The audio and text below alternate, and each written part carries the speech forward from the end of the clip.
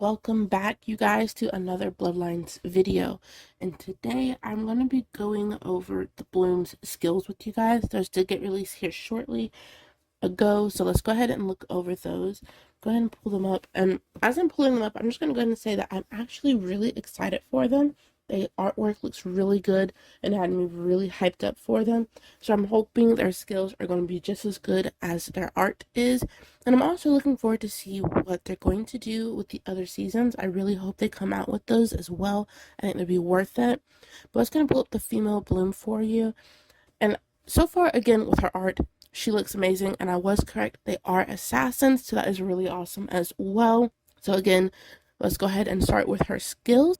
I'm going to start in the order of passive, active, and then ultimate, as I normally do for you guys. So let's go ahead and start with her passive skill. Right before I click on that, you can also see they haven't released her history yet. I will be making a video when that comes out, and we'll also be doing a Bloom's summoning video as well, trying to get those mythics on both the male and female for you guys. So let's go ahead and pull this up, and I'll go ahead and read it for you guys like I normally do. So it's called Dreamwalker. So hunts down the target in the opposite position. If the target is out of reach, the champion will charge to their location, dealing damage equal to 200% of the champion's strength to the target and all nearby enemies, inflicting 2 layers of Dream. Other enemy targets along the charge path will be inflicted with 1 layer of Dream and knocked back. When the champion deals damage, inflicts 1 layer of Dream on the target, with each layer reducing the target's attack speed, 5% movement speed, and then 2.85%. So when the target has 5 layers of Dream, the champion will immediately cast the active skill on them. So I don't know how I necessarily feel about that because I'm not sure what the Dream layers are. I'm not sure how they're going to act or how she's going to act in an actual fight. So I couldn't tell you 100% how I completely feel about that skill yet without seeing her in action. Just like I can't tell you what kind of trait build I want on her based off of this skill yet either. Because again, with hers, just this one alone tells me I'm going to have to see her in action to see how much that actually does and how much of a knockback and things like that.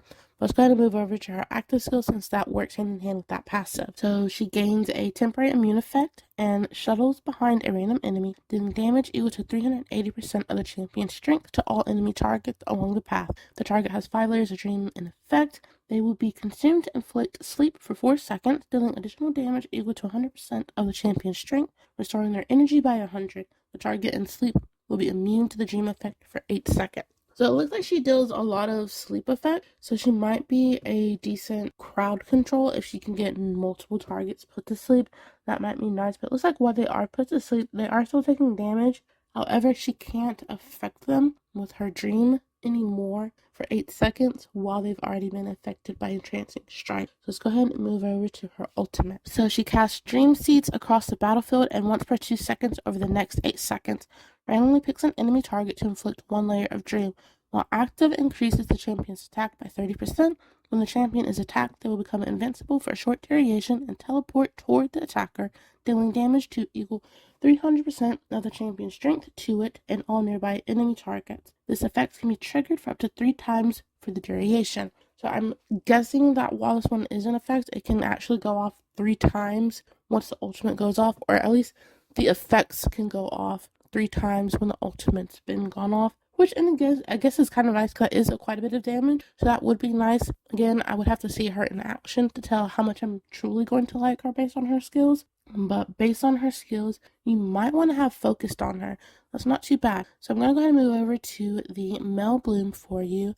And we'll go ahead and we'll start with his passive as well. So guarantees a dodge skill hit once per 5 seconds. If the champion takes damage when this skill is in cooldown, immediately reduces its cooldown by 6%. That's actually really nice. So this means she's probably going to dodge other skills. So you should be able to dodge as long as it's within that 5-second window someone's ultimate attack, which is great. He's not going to be taking damage for that.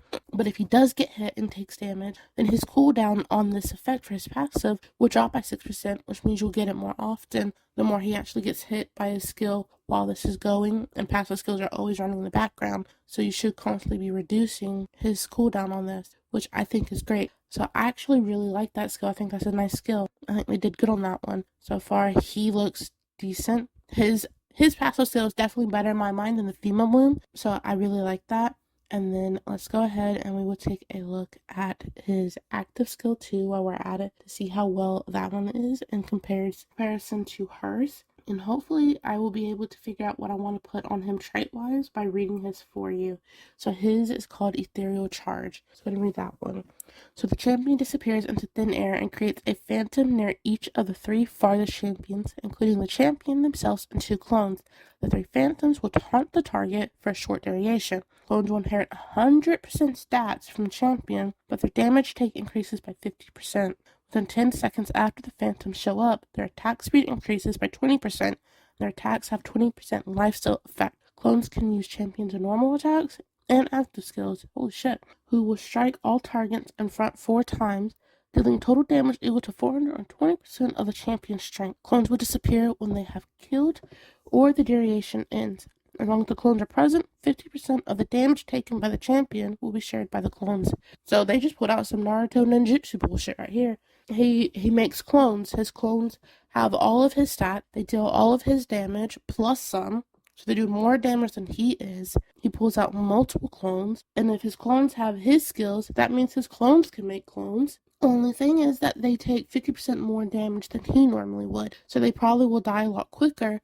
But as long as their skills are going off before they die, they're making clones. Their clones are cloning clones. Like, that's a lot of clones. So he's hell of better so far just on those 2 skills alone. Just this one alone. He's already a lot better than the female balloon. I will definitely be trying to get him before I get her. And based on that skill alone, I think you need to have focus and agile on him right out the gate. I think those are going to work great for him. Those are going to help him get to his ultimate skill faster to do damage. And just upping his damage, probably, since a lot of his stuff's going off of his damage and his strength. I would want to go ahead and up his damage. So I'd probably put Brutal on him as well. I think, oh my gosh, I actually really like him. He's very broken so far. So let's go ahead and read his ultimate and see if that one's broken. So let's see. He locks onto the target and then summons 3 phantoms to attack the target from multiple directions. So he's already summoning more phantoms. We just summoned some with the active. Each dealing damage equal to 220% of the champion's strength.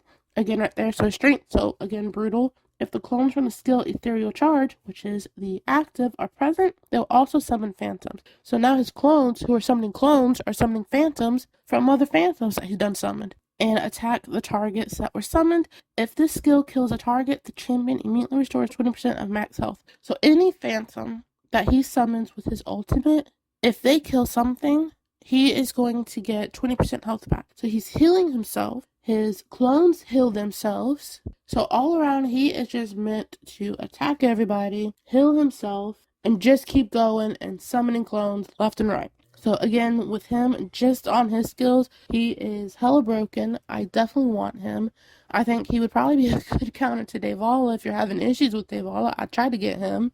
Based on that alone, I can already say that I would want to get maybe Steadfast on him.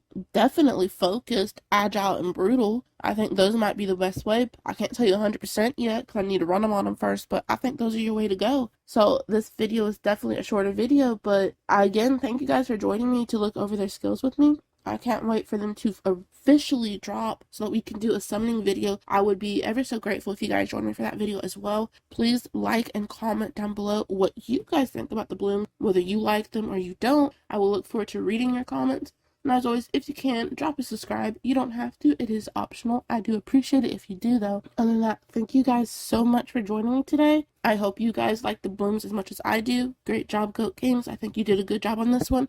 I look forward to you making more good characters like them. So keep that up. You guys are doing good in that sense. I know, everyone is upset with some of the other stuff, but please keep in mind it is just a game. We are here to have fun with it. And honestly, I think I'm going to have a great time with the blooms. I really like how they look. I think they did an amazing job on the art. And the male bloom is broken as hell. So I think they did a good job on him. He's just as broken as Devala and Goldtongue. So that's going to be a good counter for the 2 of them. If you're having issues with them, you should try and get him.